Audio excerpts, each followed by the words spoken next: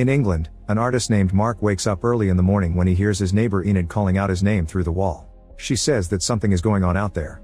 Mark ignores her and leaves the bed, only to discover that the power is out. When he tries to open the window, it appears to be stuck. He looks out and notices a man in another building desperately pounding on his window, but he thinks it's just a wacko. Then Mark tries to make some tea and discovers that the water isn't working either. He checks the fridge for an alternate drink, but since the power went out, the milk has gone bad. Mark decides not to have breakfast and searches for clean clothes while hearing Enid ranting through the wall. His alarm didn't ring either because of the lack of power, so Mark realizes he's late. When he's about to leave, he gets a call from his ex-wife, who is tired of him being an irresponsible father. They argue for a while and Mark promises to be there soon, but when he tries to open the door, he finds it completely stuck. A closer look reveals a strange substance sealing the door. Suddenly the phone makes a screeching sound and the call ends. Mark tries the landline, but it isn't working either. He then looks out the window and notices that many neighbors can't open theirs, which makes him realize that everyone in town has been sealed inside their apartments. On the streets, men in hazmat suits are patrolling the area. Mark tries to ask Enid about it, but he hears something breaking in her place and she doesn't speak anymore. Getting worried, Mark grabs some tools and tries to unseal the door. He's suddenly startled by a voice on the intercom, which causes him to badly hurt his hand with a hammer. The voice tells him to stay calm and that the situation is under control. While Mark bandages his injury, he's shocked to see his wall shaking. A hole opens up and Sergei appears with his brother Nikyu. Sergei immediately checks the windows and is disappointed to see they're sealed here too. Mark uses the hole to go to Sergei's apartment and confirms his door has also been sealed. At that moment they're joined by Sally and Aiden, a neighboring couple who also came through the hole. Aiden says that the government must have put up a signal jammer to stop everyone from contradicting the official story. Losing his patience, Aiden goes from apartment to apartment to see if he can find signal. The voice in the intercom reminds them to remain calm. Mark tries talking to it, but the intercom just repeats the same message. Sally notices that Mark's hand is bleeding and since she's a nurse, she volunteers to take care of the wound. Afterward Sergei starts breaking down the wall to Enid's place. The intercom repeats the same message and this time it adds that a medical team is coming. When the hole is finally done, the group crosses to the other apartment and finds Enid on the floor. Luckily they manage to wake her up quickly and she's fine. Moments later they look out the window and see the men in hazmat suits setting up medical tents. Then the men enter a building by decontaminating the entrance and bring out some sick-looking people who are taken to the tents. In some of the windows, they see neighbors coughing. Sergei thinks it's terrorists and Aiden mocks him, causing him to get aggressive. When the intercom speaks again, it says that there's been a gas leak in the area. Aiden is trying to light her cigarette, so Mark immediately takes the lighter away. Aiden thinks the gas leak is a lie and Mark agrees. On the windowsill, a mosquito falls dead. As hours pass, more and more people are brought out of buildings and sent to the tents. One of the evacuated men tries to use the chance to run away, but he's immediately shot in the head. All the neighbors at the windows look away in horror while the man's family outside freaks out. Sometime later they see the hazmat workers barging into other apartments to drag people out. Mark thinks they need to escape before they come for them too and most of the group agrees, although Aiden is scared of the sniper. Mark remembers he has some corrosive chemicals that he used for sculptures, so he mixes them in a bucket and throws them at the door. This effectively gets rid of the sealant but also creates some annoying smoke. After everyone covers their faces they try to open the door but it's still stuck. They hear some noises on the lower floor and realize that the men are raiding their building. People outside are trying to escape and keep getting shot down, although one of the workers also gets stabbed in the process. The group decides to try the door again and this time they finally manage to open it. They discuss how to proceed only to realize that Nikyu is missing. While everyone starts searching the apartments, Nikyu is hidden in the vents and watching how a neighbor is arguing with the hazmat workers because they want to sedate her. Suddenly the woman collapses and the men realize she's level 3, so they'll abandon her there and reseal the apartment. At that moment Sergei finally finds Nikyu and throws down some sheets to pull him out.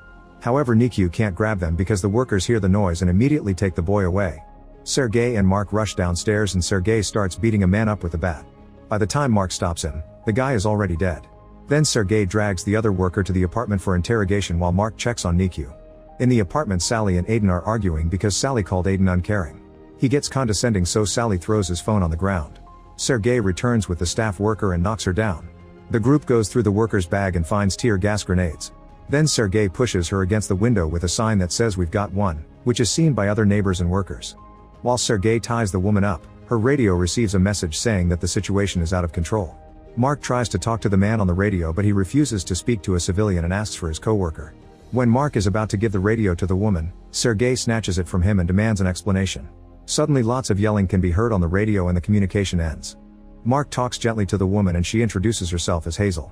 She swears that her people are here to help and have only brought weapons for self-defense since many locals aren't taking the situation well.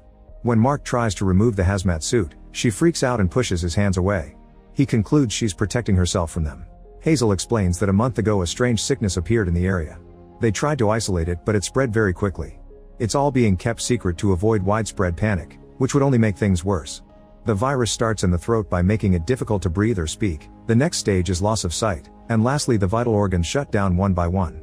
Scientists have been looking for a cure to no avail. Suddenly a frustrated Sergei cuts the hazmat suit and Hazel immediately takes out an injection that Sergei steals from her. Hazel admits there's a vaccine, but it's still a prototype, so she isn't sure if it'll work. The best thing they can do for now is stay inside. In the evening, the group is still discussing what to do with the vaccine. They consider sharing it, but the dosage is too low. While everyone is chatting, Hazel manages to free her hands and tries to run away, but Sergei quickly catches her and throws her to the ground. The others immediately pull him back to stop him from getting violent, and in the struggle, Sergei accidentally slaps Nikyu, making him cry. Hours continue to pass and Aiden keeps trying the radio to no avail. He wants to get tested, so Hazel reveals that her dead colleague had a testing kit. The group is surprised to see no hazmat staff outside when suddenly an angry mob comes out of a building. They look up at their window and the group realizes the mob is coming for Hazel. The intercom starts ringing and Mark answers it to hear a man explain that his wife is sick and his daughter was taken, so he wants to talk to the prisoner to ask where the vaccines are. Mark tells him that Hazel knows nothing, but the man doesn't believe him, so Mark says he should ask the other staff members. The guy confesses they did capture one, but he got killed, so Hazel is the only worker left. The crowd wants to get inside this building, but the group says no because they don't want to get infected, and Sergei breaks the intercom. Then loud noises can be heard outside indicating that the angry mob is breaking in. Sergei grabs Hazel and starts dragging her, intending to throw her to the crowd. However, Hazel says that if he does that, she'll tell the crowd that they're hiding a vaccine. Hearing the mob getting closer, Sergei, Mark, and Sally drag one of Mark's heavy sculptures to the corridor to block the door. Meanwhile, Hazel manipulates Aiden by telling him she knows where to find a checkpoint with more vaccines, convincing him to leave with her. However, Enid and Nikyu return to the room, so for now they'll have to wait. In the corridor, the crowd reaches the door and stands pounding on it. Sally tries to make them see reason, but a man breaks the window and a shard of glass slashes her neck. Sergei throws a tear gas grenade through the hole, so the mob panics and leaves. Mark and Sergei bring Sally back to the apartment and the group frees Hazel so she can help her. Hazel tries everything she can, but unfortunately Sally has already lost too much blood and she dies. Aiden has a breakdown and runs to another room.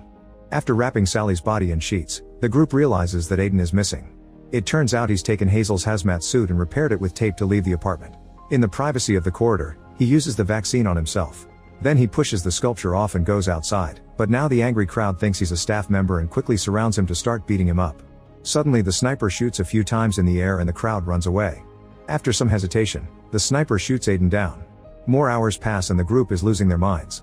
Mark destroys all the pictures of his family and Sergei won't stop drinking. When they hear some noise outside, Sergei opens the door just enough to peek and notices that the crowd is coming.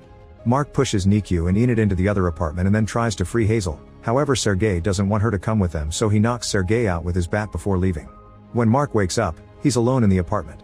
He looks out the window and discovers that more workers in hazmat suits have arrived and are connecting their truck to a building to release poisonous gas.